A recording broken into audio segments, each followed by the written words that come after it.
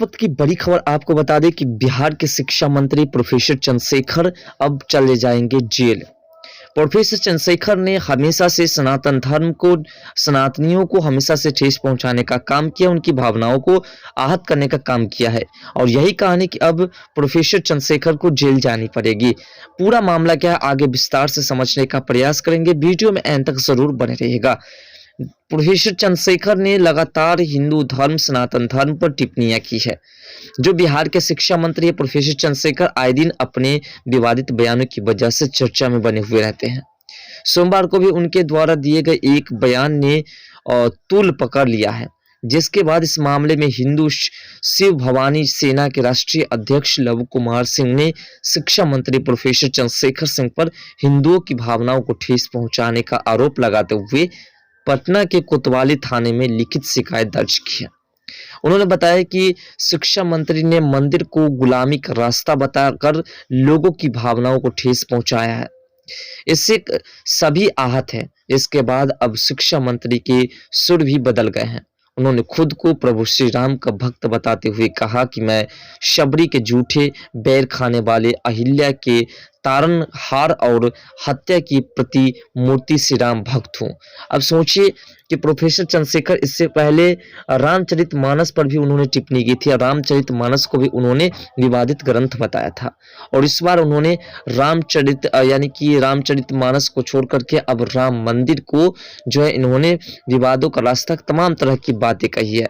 तो इसी को लेकर के अब इसके ऊपर जो एफआईआर दर्ज हुई है, उस एफआईआर दर्ज जो की गई है उसकी सुनवाई बहुत जोरों शोर से चल रही है और बहुत जल्द इसके ऊपर कार्रवाई का सिलसिला बढ़ जाएगा और इन्हें जेल जानी पड़ सकती है।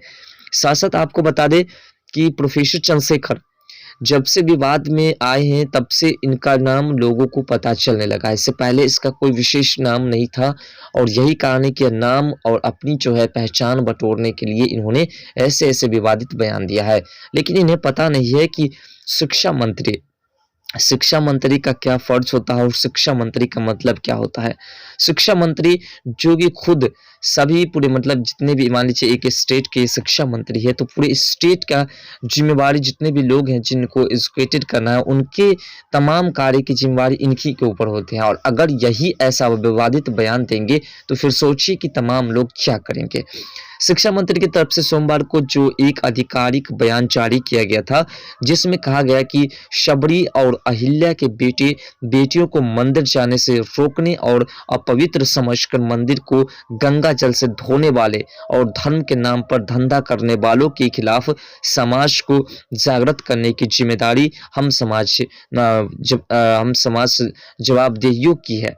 तो सोचिए कि ऐसा ये खुद एक सनातनी है और सनातन धर्म पर इस प्रकार की इसकी टिप्पणियां होती रहती है।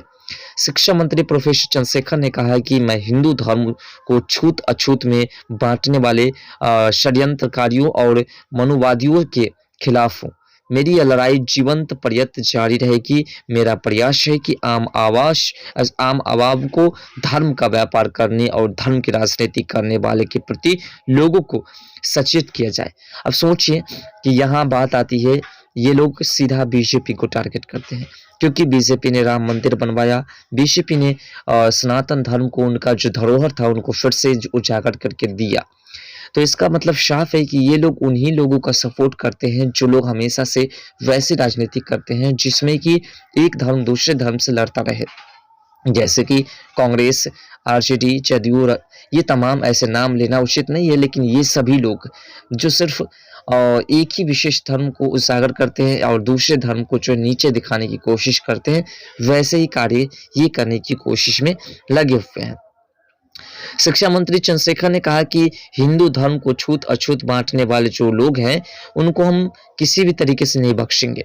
प्रोफेसर चंद्रशेखर ने जोर देकर के कहा कि क्या ऐसे तत्वों को यह बताने की हिम्मत है कि मनुवाद की तरफ से धर्म की आड़ में अपृश्य कुल में जन्म लेने वाले बाबा साहेब डॉक्टर भीमराव अंबेडकर की क्यों अकेले भारतीय है, जिन्हें सदी के ज्ञान के प्रतीक के रूप में विश्व जानता है। मेरा मानना है कि ईश्वर किसी जाति के दास नहीं है, अन्यथा शूद्रों और नारियों को तो मनुवादी धर्म में शिक्षा व संपत्ति का अधिकार भी नहीं था। धर्म को धंधा बना करके राजनीति करने वाले भाजपाइयों से इनका मैं जवाब चाहता हूँ। स्पष्ट हो गया कि प्रोफेसर चंद्रशेखर ने कहीं न कहीं भाजपा से यह प्रश्न करना शुरू किया है, और जो कि वही भाजपा जिसने सनातन धर्म वाले पूरे हिंदू धर्म को, जो कि उन लोगों का पूरी तरह से, यानी हम लोगों के पूरे जितने भी सनातनी हैं उन तमाम लोगों का धरोहर राम मंदिर, जिनका आज 22 तारीख को प्राण प्रतिष्ठा होने वाला है, और जो कि 492 वर्षों से यह राम मंदिर का सिलसिला रुका हुआ था, और किसी भी, जो कि इससे पहले कांग्रेस की सरकार चली है, लेकिन कभी उन्होंने इस पर जोर नहीं दिया, और आज जब जोर दिया जा रहा है तो फिर ऐसे प्रश्न किए जा रहे हैं। बिहार के शिक्षा मंत्री ने सवाल उछाला कि क्या भाजपा को शिक्षण संस्थाओं में जाने वाले बच्चों एवं उनके माता पिता के वोट नहीं चाहिए? क्या उन्हें रोजगार तलाशने वाले के वोट नहीं चाहिए? भाजपा वालों को ध्यान रखना चाहिए कि जीविका का यह प्रश्न जीवन में अधिक प्रासंगिक है। उन्होंने कहा कि मुझसे भाजपा वालों की प्रतिक्रिया का इंतजार है। मंदिर का मतलब मानसिक गुलामी का रास्ता, और स्कूल का मतलब जीवन में प्रकाश का रास्ता वाले अपने बयान के संदर्भ में उन्होंने कहा कि देश की प्रथम महिला शिक्षिका व नारी शिक्षा की प्रतिमूर्ति माता सावित्रीबाई फूले द्वारा कभी यह कहा गया था कि उन्हीं के बयानों को दोहराया गया है। शिक्षा मंत्री ने कहा कि मेरे बयान को तोड़ मरोड़ करके पेश किया गया है। सबसे पहले यहाँ पे पॉइंट ये है कि शिक्षा मंत्री प्रोफेसर चंद्रशेखर ने कहा कि मंदिर का मतलब होता है गुलामी का रास्ता, और स्कूल का मतलब होता है जीवन में प्रकाश का रास्ता। तो ठीक है, ये बातें चलिए इसके हिसाब से कि मंदिर है और मानसिक गुलामी का रास्ता। तो सबसे पहले हम प्रोफेसर चंद्रशेखर से ये पूछना चाहते हैं, तो आप सनातन धर्म को छोड़ दीजिए, और ये चंदन टीका आप लगाते हैं, और चंदन टीका का क्या अर्थ आप निकालते हैं ये हमें बताइए। और अगर आपके हिसाब से मंदिर और ईश्वर जो सनातन धर्म के तमाम भगवान हैं उसको नहीं मानते हैं, तो सबसे पहले आप इस्लाम कबूल कर लीजिए और सनातन धर्म से दूर हो जाइए। और दूसरा, अगर स्कूल से ही जीवन कट जाती है तो फिर भक्ति भाव करने की आवश्यकता क्यों पड़ती है, ये हमें आप बताइए। और आप क्यों खुद हमेशा चंदन टीका लगा करके रहते हैं। और दूसरी बात है, अगर आपको मानना है कि मंदिर गुलामी का रास्ता है और स्कूल ही जीवन का रास्ता है, तो आप हमेशा से स्कूल पर ही निर्भर रहिए, मंदिर के रास्ते को भूल जाइए, और अपने तमाम जितने भी आपके बीवी बच्चे हैं सभी लोगों से कह दीजिए कि उन लोगों को भी मंदिर से कोई नाता ना रखें।